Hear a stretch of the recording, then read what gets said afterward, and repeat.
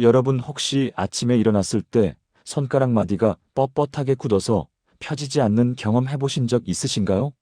아니면 계단을 오를 때마다 무릎에서 뚝뚝 소리가 나면서 통증이 느껴지시나요? 사실 이런 증상들은 우리 몸속에서 염증이라는 작은 불씨가 타오르고 있다는 신호입니다. 오늘 제가 여러분께 소개해드릴 내용은 바로 이 염증을 잡아주는 천연 치료제에 관한 이야기입니다. 그것도 여러분의 부엌에 이미 있을 수도 있는 바로 그 재료 말이죠.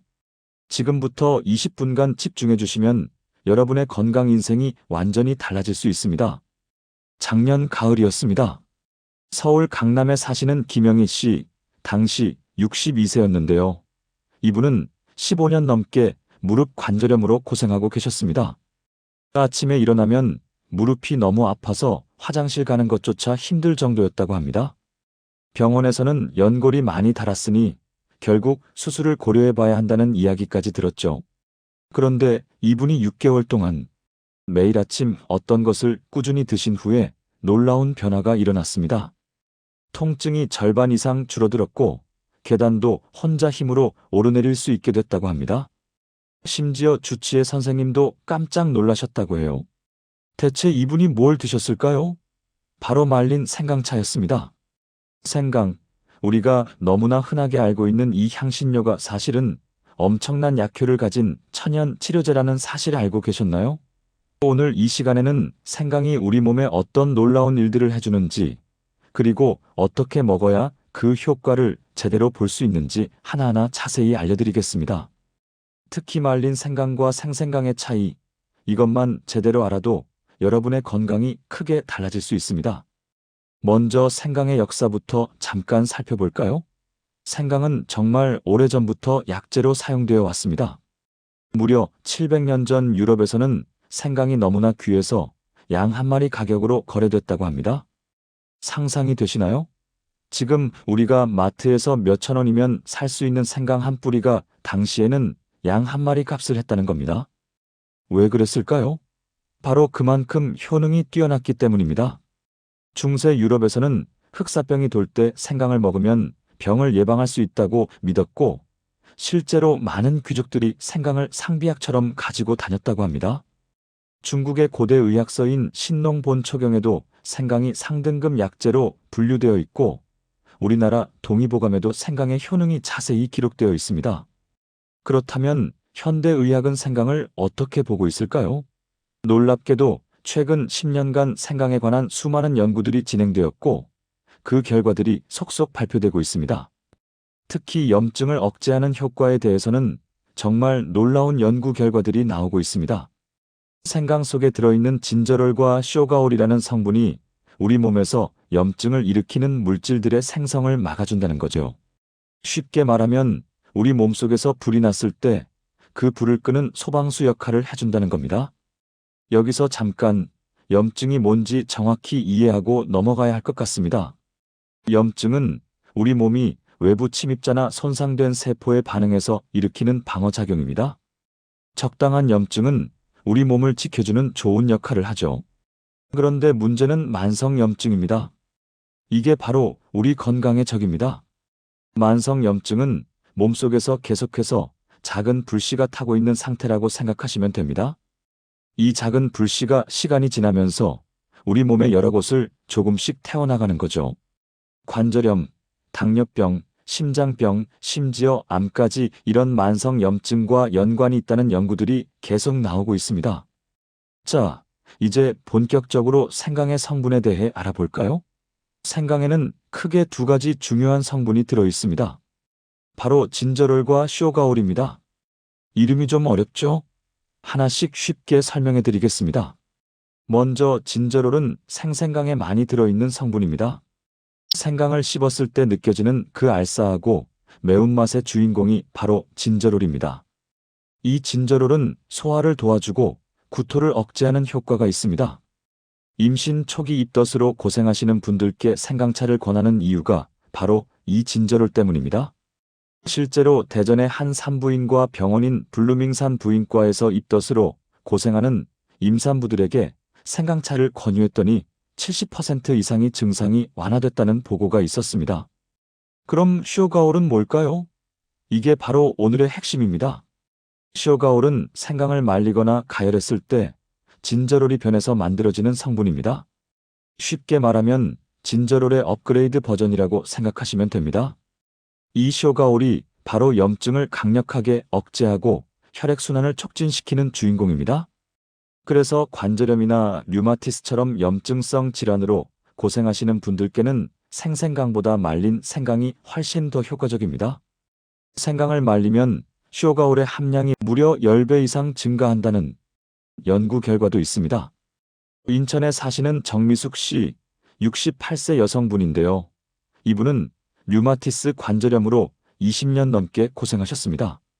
손가락 관절이 부어서 반지도 끼지 못할 정도였고 아침마다 손이 뻣뻣해서 30분 이상 풀어줘야 겨우 움직일 수 있었다고 합니다. 약도 여러 가지 먹어봤지만 효과가 그리 크지 않았고 부작용도 만만치 않았답니다. 그러던 중에 지인의 권유로 말린 생강차를 마시기 시작했습니다. 처음 한 달은 별 변화가 없었다고 해요.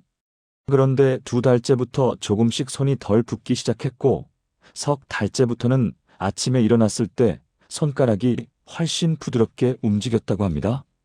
6개월이 지난 지금은 반지도 다시 낄 수 있게 됐고 뜨개질도 할 수 있게 됐다고 해요. 담당하셨던 라이프병원 류마티스내과 김성환 과장님께서 이런 말씀을 하셨다고 합니다. 류마티스 관절염은 완치가 어려운 병이지만 생활습관과 식이요법으로 증상을 크게 완화시킬 수 있고 생강이 가중 하나의 좋은 방법이 될 수 있다고 말이죠. 그렇다면 생강을 어떻게 먹어야 할까요? 이게 정말 중요합니다. 똑같은 생강이라도 어떻게 먹느냐에 따라 효과가 천차만별입니다. 지금부터 증상별로 생강을 먹는 방법을 자세히 알려드리겠습니다. 먼저 관절염이나 근육통처럼 염증성 통증으로 고생하시는 분들은 말린 생강차를 드시는 게 가장 좋습니다. 생강을 얇게 썰어서 햇볕에 2일에서 3일 정도 바짝 말려주세요. 완전히 마른 생강을 밀폐 용기에 보관하다가 필요할 때마다 꺼내서 차로 우려 드시면 됩니다. 물 500ml에 말린 생강 3g에서 5g 정도를 넣고 약한 불에서 10분 정도 끓여주시면 됩니다. 너무 진하면 맵고 쓸 수 있으니까 처음에는 양을 적게 넣고 시작하세요. 여기에 대추 2개나 꿀 1숟가락을 넣으면 맛도 좋고 효과도 더 좋아집니다. 소화가 잘 안 되고 속이 더부룩하신 분들은 생생강즙을 추천합니다. 생강을 깨끗이 씻어서 껍질을 벗긴 다음 강판에 갈아주세요. 그렇게 간 생강을 거지에 싸서 즙을 짜내면 됩니다. 이 생강즙을 따뜻한 물 1컵에 티스푼으로 1스푼 정도 타서 식후에 마시면 소화가 정말 잘 됩니다. 처음에는 양을 적게 하세요. 생강즙은 정말 맵기 때문에 너무 많이 넣으면 오히려 위에 자극이 될 수 있습니다. 손발이 차가운 수족냉증으로 고생하시는 분들께는 생강꿀절임을 추천합니다. 만드는 법은 정말 간단합니다. 생강을 깨끗이 씻어서 얇게 썰어주세요. 유리병에 생강을 넣고 꿀을 부어서 생강이 완전히 잠기게 합니다. 그리고 실온에서 일주일 정도 숙성시키면 됩니다. 이렇게 만든 생강꿀절임을 하루에 2회에서 3회, 한 번에 생강 2조각에서 3조각 정도를 드시면 됩니다. 따뜻한 물에 타서 차로 마셔도 좋고 그냥 드셔도 좋습니다. 여기서 정말 중요한 포인트 하나를 말씀드리겠습니다. 생강을 드실 때 가장 중요한 건 바로 꾸준함입니다. 오늘 한번 먹고 내일 당장 효과를 보려고 하시면 안 됩니다. 우리 몸은 기계가 아닙니다. 천천히 조금씩 변화합니다. 최소한 석 달은 꾸준히 드셔야 효과를 느낄 수 있습니다. 어떤 분들은 6개월 정도 지나야 확실한 변화를 느끼기도 합니다. 그래서 인내심을 가지고 꾸준히 드시는 게 정말 중요합니다. 하루에 한 번 먹다가 잊어버리고 생각날 때만 먹고 이렇게 하시면 절대 효과를 볼 수 없습니다.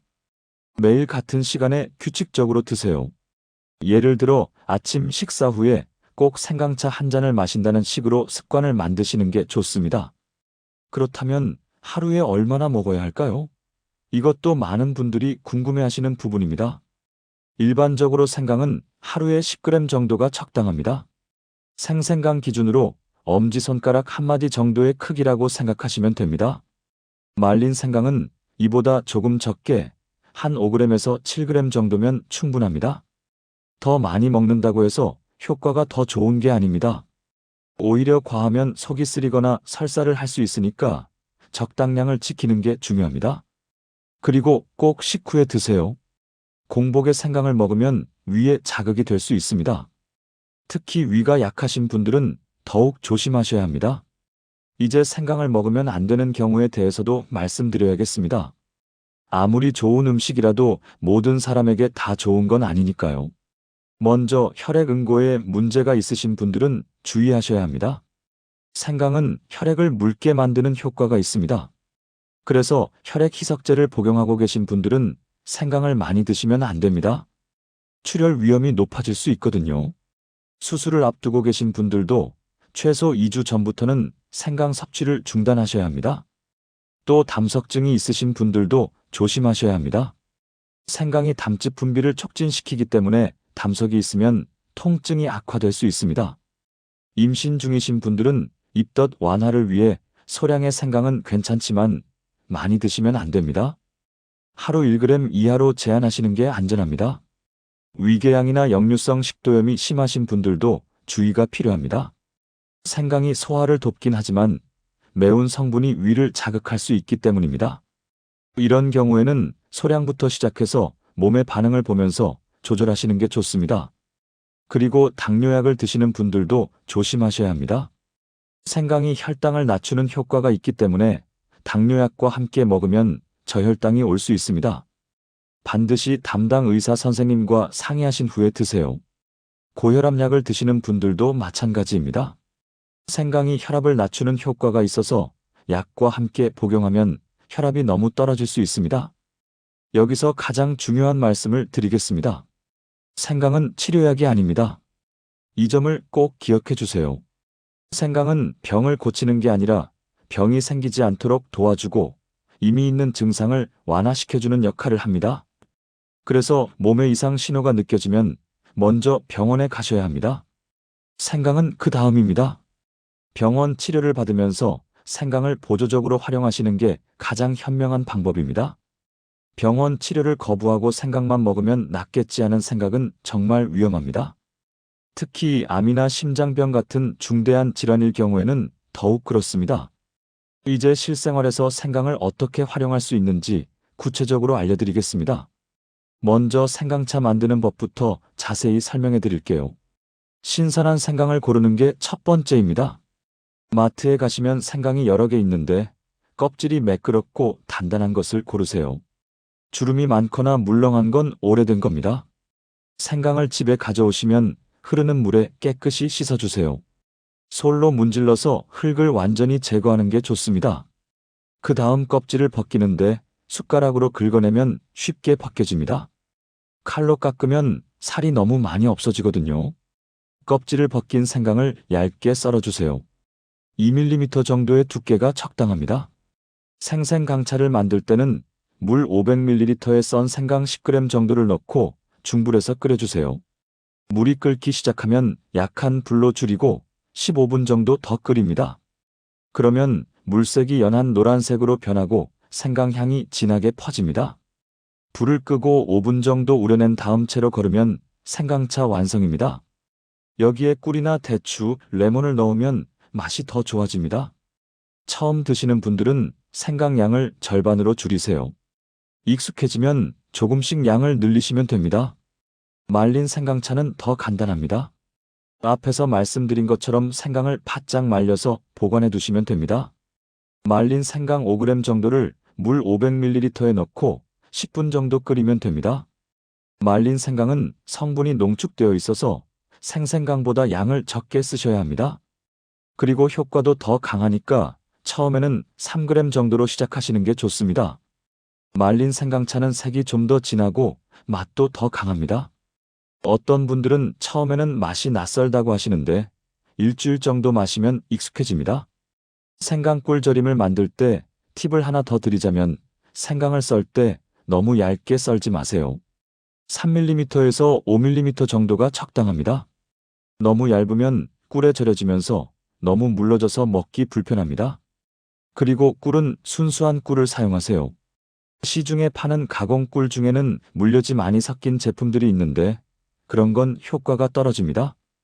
가능하면 토종꿀이나 아카시아 꿀처럼 순도 높은 꿀을 쓰시는 게 좋습니다. 유리병은 반드시 끓는 물에 소독해서 완전히 말린 후에 사용하세요. 그래야 곰팡이가 생기지 않습니다. 여기서 생강의 또 다른 놀라운 효능을 하나 더 말씀드리겠습니다. 바로 면역력 강화입니다. 요즘 같은 시대에 면역력만큼 중요한 게 없죠. 생강에 들어있는 항산화 성분들이 우리 몸의 면역세포를 활성화시켜준다는 연구들이 많이 나와 있습니다. 특히 환절기나 겨울철의 감기에 자주 걸리시는 분들은 생강차를 꾸준히 드시면 도움이 됩니다. 목이 칼칼하거나 코가 막힐 때 뜨거운 생강차 한 잔을 천천히 마시면 증상이 완화됩니다. 생강의 항염증 성분이 기도의 염증을 가라앉혀주고 따뜻한 성질이 몸을 데워주기 때문입니다. 생강의 효능을 극대화하려면 다른 좋은 재료들과 함께 섭취하는 것도 좋은 방법입니다. 예를 들어 생강과 대추를 함께 끓이면 효과가 배가 됩니다. 대추는 기를 보충해주고 생강은 혈액순환을 도와주니까 서로 시너지 효과를 내는 거죠. 생강과 레몬을 함께 먹으면 비타민C가 풍부해져서 면역력 강화에 더욱 좋습니다. 생강과 계피를 함께 끓이면 몸을 데우는 효과가 더 강해져서 수족 냉증에 특히 좋습니다. 생강과 마늘을 함께 먹으면 항균, 항바이러스 효과가 강화됩니다. 자, 그럼 이제 생강을 구입하고 보관하는 방법에 대해서도 알려드려야겠죠.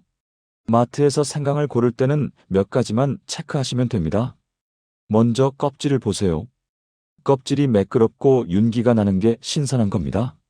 주름이 많거나 쭈글쭈글한 건 오래돼서 수분이 빠진 겁니다. 그리고 손으로 눌러봤을 때 단단한 게 좋습니다. 물렁물렁하거나 눌렀을 때 들어가는 건 상한 겁니다. 색깔도 중요합니다. 연한 베이지색이 정상이고 너무 노랗거나 검은 부분이 있으면 피하세요. 크기는 너무 작은 것보다는 적당히 큰 게 좋습니다. 너무 큰 것은 섬유질이 많아서 질길 수 있습니다. 생강을 사오시면 보관을 잘 하셔야 합니다. 사용할 만큼만 껍질을 벗기시고 나머지는 신문지나 키친타월로 싸서 냉장고 야채실에 보관하세요. 비닐에 밀봉하면 습기가 차서 곰팡이가 생길 수 있습니다. 냉장 보관하면 2주에서 3주 정도 신선하게 보관할 수 있습니다. 더 오래 보관하고 싶으시면 껍질을 벗기고 썰어서 냉동 보관하시면 됩니다. 냉동하면 3개월 정도 보관 가능합니다. 사용할 때는 해동하지 말고 그냥 얼린 상태로 요리에 사용하시면 됩니다. 생강을 활용하는 또 다른 방법으로 생강 조격을 추천드립니다. 발이 차갑거나 다리가 자주 붓는 분들께 특히 좋습니다. 방법은 간단합니다.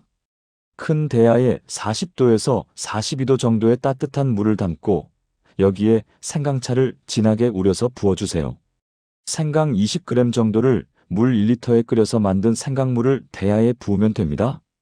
여기에 발을 담그고 15분에서 20분 정도 있으면 됩니다. 물이 식으면 뜨거운 물을 조금씩 부어서 온도를 유지하세요.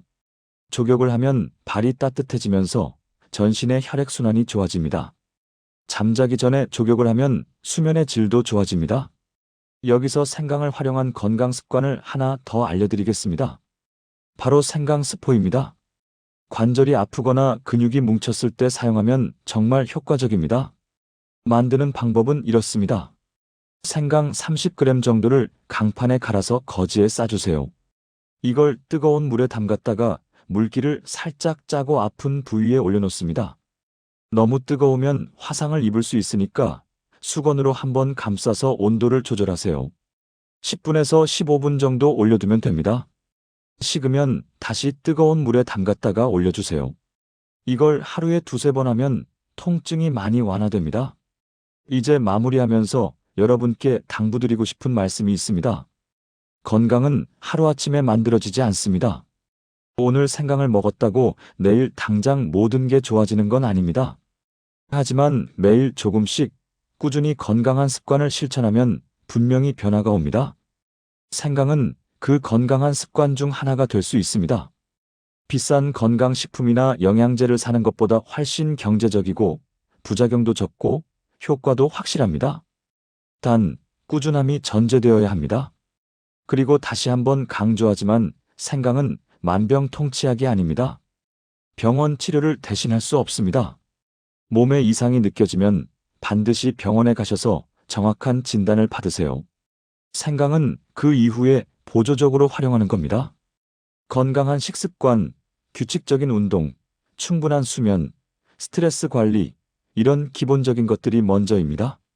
생강은 이런 기본 위에 더해지는 플러스 알파라고 생각하시면 됩니다. 오늘 이 영상을 보신 여러분께 작은 숙제를 드리고 싶습니다. 오늘 당장 마트에 가셔서 생강 한 뿌리를 사오세요.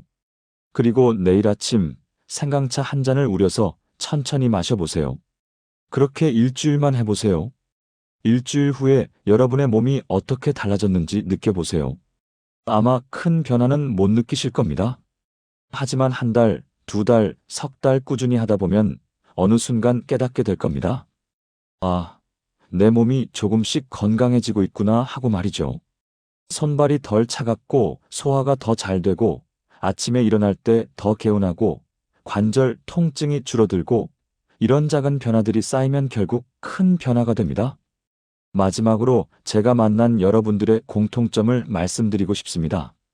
생강으로 건강이 좋아진 분들은 모두 한결같이 말씀하십니다. 처음에는 반신반의했는데 꾸준히 하다 보니 정말 효과가 있더라고요. 그리고 이분들은 생강만 먹은 게 아니라 전반적인 생활 습관도 개선하셨습니다. 기름진 음식을 줄이고 채소를 많이 먹고 규칙적으로 운동하고 스트레스를 관리하고 이런 것들을 함께 실천하셨습니다. 결국 건강은 하나의 요소만으로 만들어지는 게 아니라 여러 가지 좋은 습관들이 모여서 만들어지는 겁니다. 여러분도 오늘부터 시작해 보세요. 너무 거창하게 생각하지 마시고 그냥 생강차 한 잔으로 시작하세요. 매일 아침 생강차 한 잔, 이것만 석 달 동안 꾸준히 하세요. 그리고 석 달 후에 여러분의 변화를 느껴보세요. 분명히 긍정적인 변화가 있을 겁니다. 여러분의 건강한 내일을 응원합니다. 오늘 영상이 도움이 되셨다면 좋아요와 구독 부탁드립니다. 여러분의 건강 이야기도 댓글로 들려주세요. 다음 영상에서 더 유익한 건강 정보로 찾아뵙겠습니다. 감사합니다.